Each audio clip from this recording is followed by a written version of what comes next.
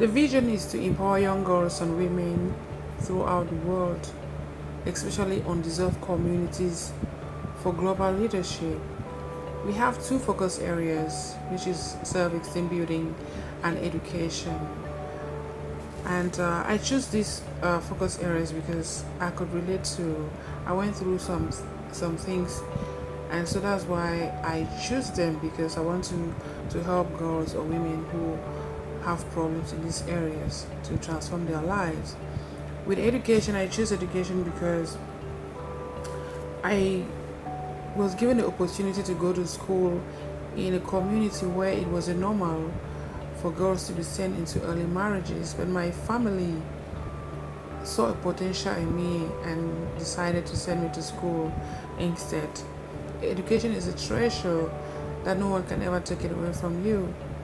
But when I look back, I see a lot of girls who are sold into slavery and work as housemaids and sexual slaves to very poor masters. I also see girls who are rather sent into forced and early marriages just because the parents don't see the importance of educating the girl child. There's a great potential we can unleash in girls if they are given the opportunity. I also believe that when you educate a girl, you don't only educate her, but her community, her country, and the world. In most societies where women are educated, they thrive, but you find the opposite in societies where the women are not educated. They die. And why? Some of them die from preventable causes because they don't know any better. And that educated child or the educated girl becomes an educated mother because she knows the importance of education. And when a woman or a girl child is educated, a lot of good things happen. Diseases drop down, child mortality rate drops, poverty, early marriages, child trafficking, all of these things drop. While on the other hand, healthcare goes up. And if healthcare goes up, there's improvement in maternal health and many other things. So this is my way of reaching back and giving back to girls who have the brains but they don't have the money to help them pay their school fees, and also to help them step out of the shadows and take their rightful places as the world changes they are. And it's also my way to help them step out of the darkness of victimization into a whole new light.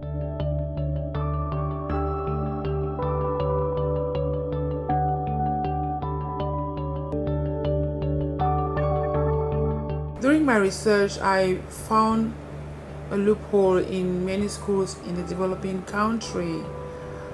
I found that an average or an African school-going girl skips school 3 to 5 times in a month, and that is too much. And this is because they are having their periods and they don't have the appropriate sanitary pads to use, and they don't also have the money to afford it. When interviewed, many of them confess that they use cut pieces of jeans, cut pieces of cloth, and some say they use toilet tissue, all of which are very detrimental to their health. And others even said they have to sleep with men like prostitutes just to get money to buy parts, while others are rather sent into forced and early marriages just because the parents don't want to be bothered. It's too much, it's too expensive to spend money buying parts for their daughters, so they rather send them to early marriages. So what we're going to do in this perspective in order to help these girls to increase their academic performance is we will be manufacturing locally reusable and affordable sanitary pads which can be washed and reused for approximately 8 months. These are very safe and environmentally friendly, and it will help them to stay in school. It will help their grades to improve, and it's going to also help improve their self-esteem greatly. They are very safe, And we are also looking forward to working with experts who will spend some time with the organization to perfect the model.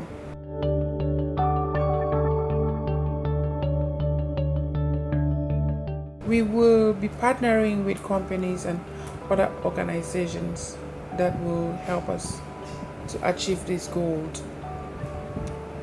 We will also be starting work in Cameroon, where I come from.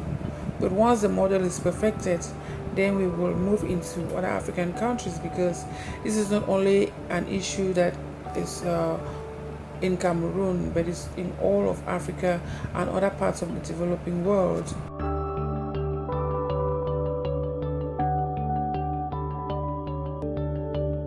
I didn't know until 2005, because that is when a lot of girls actually started relating to my story. I went through a lot of things that uh, affected me so much. But in 2005, I decided I was not going to continue to live in my past, because it was in a very good place to be. So, in order to vent my feelings, I started writing in my journal. One day, a friend of mine came, picked up the journal, and read from it and related so much. And then I knew that there was something I had to offer. However, I really didn't start writing until 2009, when I started writing for an online magazine. So I had written some articles and took them to my job, just to try and see how other women relate to. And it was so good for me, because a lot of women related to the things that I wrote in many different ways. These were women from many different parts of the world. So that was a very profound moment for me, to know that I was not the only one going through all these things. There were other people. But what was I going to do? That is when I decided I would turn all of these things into a book which will help inspire other women to not only tell their stories, but to change their own lives. It wasn't a very easy thing, because I had a lot of discouragements. However, I wasn't going to let those stop me from what I discovered about myself.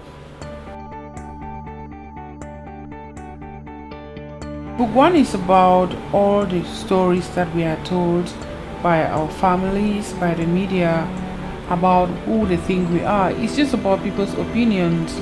It's about all the false identities we have all been stuffed in at some point in our lives. But there's nothing as good as the truth that we know about ourselves, about what we believe we are. So it's just an encouragement for people to drop all the old stories and be who they are. It's a call for us all to stop living in our past, to stop living by people's expectations of us, and create our own paths. Everything that we are going through now, other people have gone through those things. Before I was hurt, somebody was hurt. Before I was physically or verbally abused, someone went through all that, but they all did survive. So it doesn't mean that we go through life without problems. It only means that we learn how to magnify our potentials and not our problems. It further encourages us to not let people label us, but to label our own selves, but to define our own selves. One of the stories I have in the book is about Rima, who was married and until after 10 years she didn't have a child. But because she was a praying woman, she continued to pray. But during those 10 years, she was called so many names. She was called barren, because in her culture, if you're married and you don't have a child in a year or two, you're immediately stigmatized as barren. So they call her all these names, but she stood firm, and at the end God blessed her. And that's just, she stands as 1 in 10,000. That is just how society is very quick to label us or to judge us. But do we stand on this society's side or on God's side? Book 2 tells us about reasons why people bully. And people bully for so many reasons. Some people bully because Probably they grow up from homes where the parents fight a lot. I have an example in book 2 where the guy, his name is Jonathan, he bullied so much because he watched his father verbally and physically abuse his mom on a daily basis. So his father, being his role model, he copied this from him. So that was his own reason for bullying. He thought that was cool, that was fine. Some people also bully because of peer pressure. Most high school students, sometimes they just bully because their schoolmates are bullying. Others bullies because they just want to show off. They just want to be the big guy on the street. They just want to be the cool girl. So they go bullying. Others bully because they are pushed to the limit. And so they want to fight back. And in order to try and fight back, then they become bullies. And others bullies because they are just very jealous. Probably you have something that they don't have. So they find all kinds of ways to put you down. It doesn't really mean that you are that person or you are the names that they make up and call you. It just means that they are jealous of you. They wish they could have that thing you have, but they are not able to have it. So they go about doing that.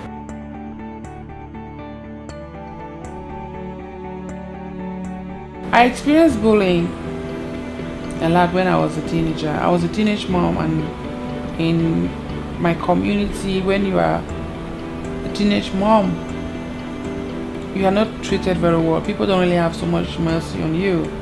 So I was treated like an outcast and isolated for so many years. And even when I was given an opportunity to go to school back in the dormitory, because I went to a boarding school, girls treated me like I was crap. Anytime there was any activity that we had to be in groups, nobody wanted to be in the same group with me, so I was kind of isolated. Then they called me a lot of names. They called me useless. They told me I'll never amount to anything, and all of those things are so damaging. And why do I talk so much about this is because most people still don't realize that verbal bullying remains one of the deadliest forms of bullying. What do I plan to do here is I have designed a workshop curriculum which will be used in schools, in colleges, in churches and women's ministries to teach young people, both young and old, about more peaceful and non-violent ways of solving problems instead of fighting. It's going to also teach about bullying and its effects and also some solutions. We're going to also be having quarterly workshops, free workshops about self-esteem, where we're going to invite experts to talk about certain topics. Book 3 is about creating a bully-free world for us and the generation to come. I think it's doable, and I also believe that it should be the responsibility of everyone, of every individual on the face of the earth. Some people don't believe that bullying can happen to them, but it does happen in many ways. So in book 3, I talk about empathy. If we could all empathize with each other, bullying would not be happening. I also talk about forgiveness and to stop living in our past, because when you're bearing a grudge or you live and you are not able to forgive, it's yourself you are killing. It's like you drink a bottle of acid and you sit there and wait for the person that hurt you to die. So I emphasize so much about forgiveness. I talk about what teachers can do, because there have also been videos on TV where teachers are the ones bullying the students, and I think that's betrayal. Why? Because when parents send their children to school, they are trusting these children into your care, and if you turn around as a teacher and bully them, then you betray these children. I also talk about individuals, and with individuals I encourage advocacy to start from the individual level, because if we all decide that we wouldn't bully, it wouldn't happen.